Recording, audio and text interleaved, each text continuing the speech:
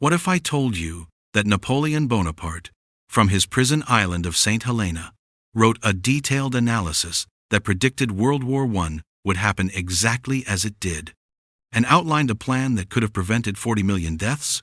And what if I told you that European leaders had access to this document for nearly a century, but chose to ignore it completely? This sounds impossible, right? A French emperor who died in 1821 couldn't possibly have foreseen the industrial slaughter of 1914. But what you're about to discover will change everything you thought you knew about history's greatest tragedy. The story begins in 1969, when a young archivist named Henri Lachouque was cataloging forgotten documents in the French National Archives. Deep in a collection of Napoleonic papers that hadn't been examined for decades, he discovered something extraordinary. Hidden between routine correspondence and military reports was a leather-bound journal, written in Napoleon's distinctive handwriting, titled Reflections on the Future Balance of Europe. Most historians initially dismissed it as another example of Napoleon's ego, just another rambling memoir from exile. But when Lachouque began translating the faded French text, he realized he was holding something that would shake the foundations of historical understanding. Napoleon had written what amounted to a complete blueprint for preventing the next great European war, and his predictions were so accurate, so detailed, that they read like a history book written after the fact. But here's where the story gets truly incredible. This wasn't just idle speculation from a defeated emperor. Napoleon had based his analysis on intelligence networks that survived his fall from power, diplomatic insights from his years conquering Europe, and an understanding of human nature that bordered on prophetic. The document begins with a chilling statement. The peace we have achieved will not last a century. The forces I have unleashed will combine with new powers to create a conflagration that will make my wars seem like minor skirmishes. Remember, this was written in 1820, when Europe had just emerged from the Napoleonic Wars, and most people believed they had finally achieved lasting peace. The Congress of Vienna had redrawn the map, the balance of power seemed stable, and the idea of another continental war seemed absurd. But Napoleon saw something others missed. He identified what he called the German problem. Almost a century before, it would explode into global conflict. Here's what Napoleon wrote, and I'm translating directly from the original French. The German states will unite under Prussian leadership within 50 years. This unified Germany will possess industrial capacity beyond anything Europe has seen, combined with military traditions that value discipline above human life. When this Germany feels encircled by alliances, when its leaders believe their rightful place in the world is denied, they will choose war over negotiation. The accuracy is breathtaking. German unification happened exactly as Napoleon predicted. In 1871, under Prussian leadership, the Industrial Revolution did give Germany unprecedented manufacturing power. And the feeling of encirclement, the belief that Germany deserved a greater role in world affairs, these became the exact motivations that drove the country toward World War I. But Napoleon didn't just predict the problem. He outlined a specific solution, a diplomatic framework he believed could prevent this catastrophe. And this is where our story takes an even more incredible turn. The key was Russia. Napoleon had learned from his disastrous invasion that Russia was too vast to conquer, too proud to permanently submit, and too strategically important to ignore. His plan called for bringing Russia fully into the European system as a counterbalance to German power, while simultaneously giving Germany enough room to grow economically without feeling threatened militarily. Specifically, Napoleon proposed a three-part structure. First, a formal alliance between Russia and France that would guarantee mutual support against German aggression, but would also include provisions for economic cooperation with Germany. Second, a series of buffer states in Eastern Europe, guaranteed by all major powers, that would prevent direct confrontation between Germany and Russia. Third, and most importantly, a European Congress that would meet every 5 years to address grievances and adjust borders peacefully. The brilliance of this system was that it gave every major power what they wanted most, while preventing any single country from achieving total dominance. Germany would get economic expansion and recognition as a great power. Russia would get security and influence in Eastern Europe. France would get protection from German invasion. Britain would get a stable continent that didn't threaten her naval supremacy. Napoleon even predicted the specific trigger that would eventually start World War I. In a passage that still gives historians chills, he wrote, "The spark will come from the Balkans, where Slavic nationalism will clash with Austrian control. A single assassination will provide the excuse, but the real cause will be the absence of any mechanism for great powers to step back from the brink." This was written 94 years before Archduke Franz Ferdinand was shot in Sarajevo. But here's the part that makes this story even more tragic. Napoleon's plan didn't stay buried in French archives. Through networks of former French officials, diplomats, and military officers, copies of the document circulated among European leadership throughout the 19th century. We know from diplomatic correspondence that Metternich, the Austrian foreign minister who dominated European politics after Napoleon's fall, read the document in 1825. He dismissed it as the fantasies of a defeated tyrant. Bismarck, the Prussian chancellor who unified Germany, definitely knew about Napoleon's predictions because he referenced them mockingly in an 1871 speech, calling them the desperate imaginings of a man who could not accept his own irrelevance. Even more incredibly, we have evidence that Russian Tsar Alexander III had the document translated into Russian in 1885 and distributed it among his advisors with a note asking for their analysis. The consensus response was that Napoleon's fears about German power were exaggerated and his proposed solutions were unnecessarily complex. Perhaps most tragically of all, British Foreign Secretary Sir Edward Grey mentioned Napoleon's warnings in private correspondence just months before World War I began. Grey wrote to a colleague that while Napoleon's specific predictions seemed remarkably accurate, implementing his suggested alliances would require a level of trust and cooperation that simply doesn't exist among European powers. This is where everything could have changed, but didn't. By 1914, every single element of Napoleon's prediction had come true. Germany had unified under Prussian leadership and become Europe's industrial powerhouse. Russia had expanded its influence in the Balkans, creating tension with Austria-Hungary. The alliance system had evolved into exactly the rigid opposing blocs that Napoleon warned would make war inevitable rather than preventing it. But instead of the flexible, rotating partnerships Napoleon proposed, Europe had divided into two hostile camps. The Triple Alliance of Germany, Austria-Hungary, and Italy faced the Triple Entente of France, Russia, and Britain. There was no neutral ground, no mechanism for compromise, no way for any country to back down without losing face completely. When Archduke Franz Ferdinand was assassinated in Sarajevo on the 28th of June, 1914, the diplomatic crisis played out exactly as Napoleon had predicted. Austria-Hungary, backed by Germany, issued an ultimatum to Serbia. Russia, bound by alliance and Slavic solidarity, supported Serbia. France, bound by its alliance with Russia, prepared for war.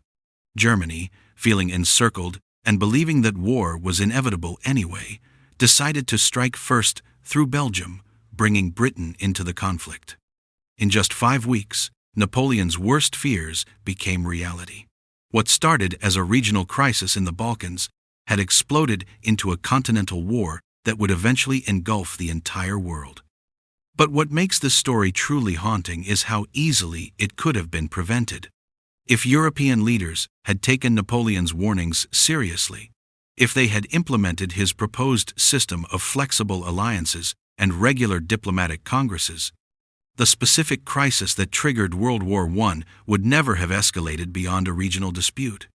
Imagine if, instead of rigid alliance blocs, there had been Napoleon's proposed European Congress meeting in emergency session after the assassination, Picture German and Russian diplomats working together to find a solution that satisfied both Austrian desire for justice and Serbian claims of innocence. Envision French and British negotiators helping to craft compromises that allowed all parties to save face while avoiding war. Napoleon's system would have provided exactly these mechanisms.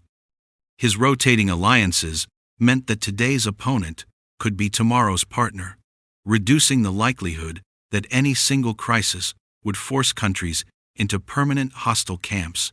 His emphasis on economic cooperation would have given all parties strong incentives to find peaceful solutions.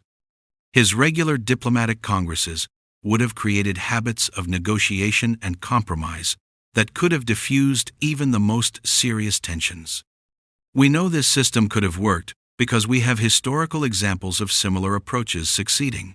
The Congress of Vienna itself, despite its flaws, had maintained general European peace for nearly a century. The concert of Europe that emerged from it had successfully managed multiple potential crises through diplomatic rather than military means. But by 1914, this tradition of diplomatic cooperation had been abandoned in favor of the very rigid alliance system that Napoleon warned would make war inevitable. The human cost of ignoring Napoleon's warnings was staggering. World War I killed over 16 million people, wounded 20 million more, and destroyed 4 empires. The economic devastation lasted for decades. The political upheaval created conditions that led directly to Russian Revolution, the rise of fascism, and ultimately World War II.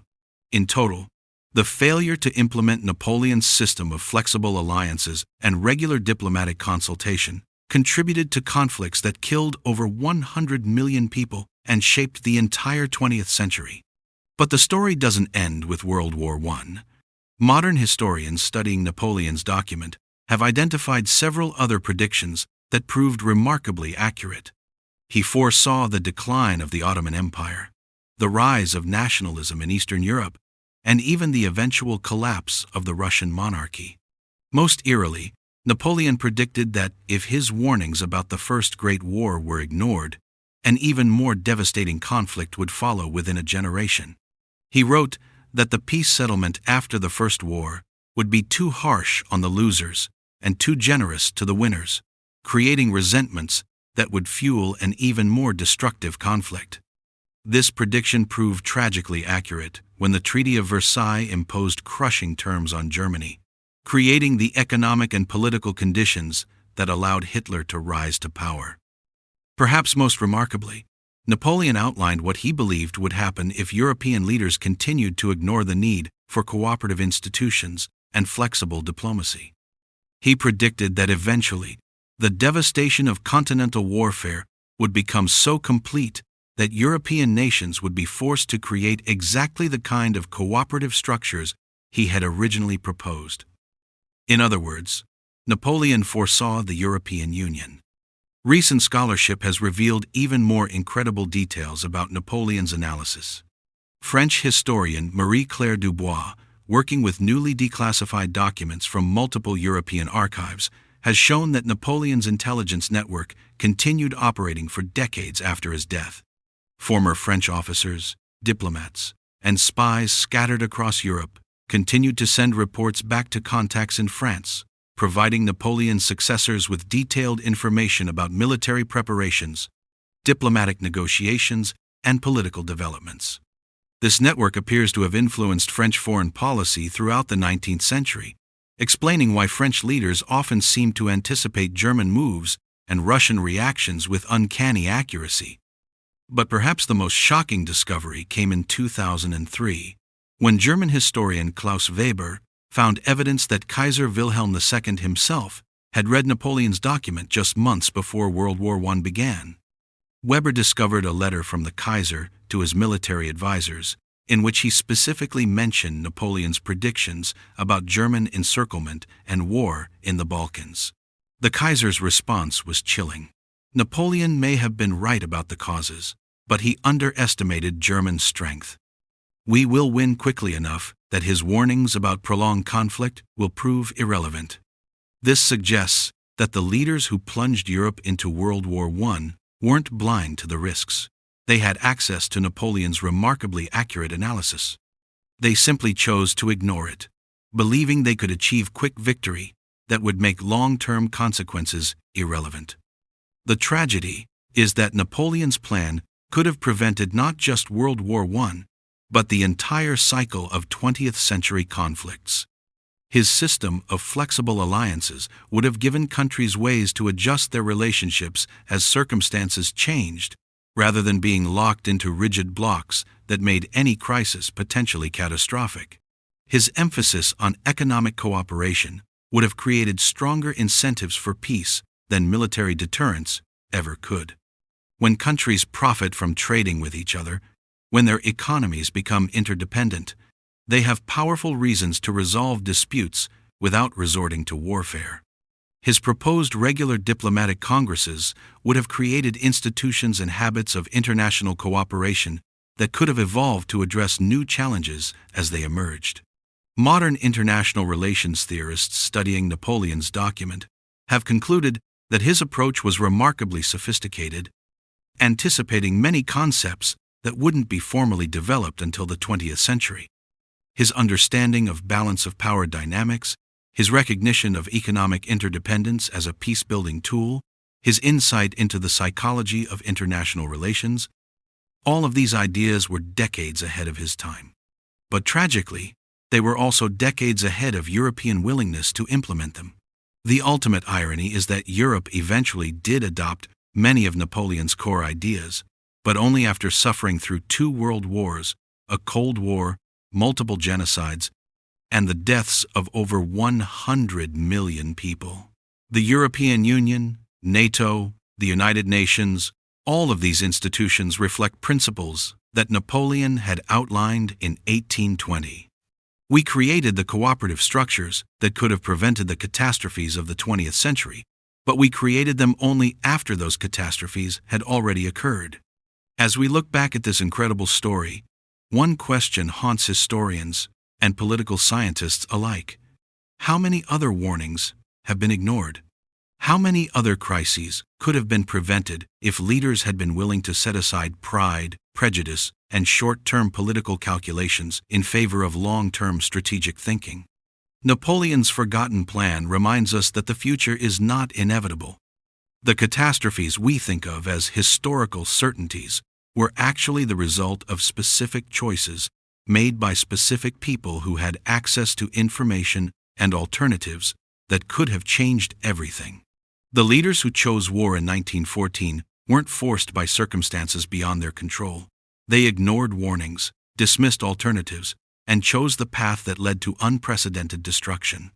But they also remind us that individual decisions by political leaders can have consequences that echo across generations. The choice to ignore Napoleon's warnings didn't just affect the people who made it. It shaped the entire 20th century and continues to influence our world today. If Napoleon's warning had been taken seriously, if European leaders had implemented his system of flexible alliances and cooperative diplomacy, the world we know today might not exist at all. There might have been no Russian Revolution, no rise of fascism, no Holocaust, no Cold War, no nuclear weapons. Or perhaps there would have been different crises, different challenges, different tragedies. We can never know for certain what alternative history might have looked like.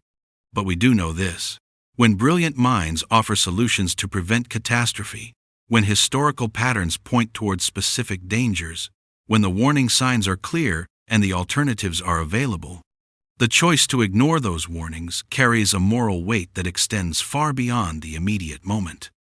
Napoleon's secret plan to stop World War I wasn't really secret at all. It was hiding in plain sight, available to anyone willing to take seriously the insights of a man who understood power, understood human nature, and understood the terrible costs of war better than almost anyone in history. They had the roadmap to peace. They chose the path to war, and the world has been paying the price ever since.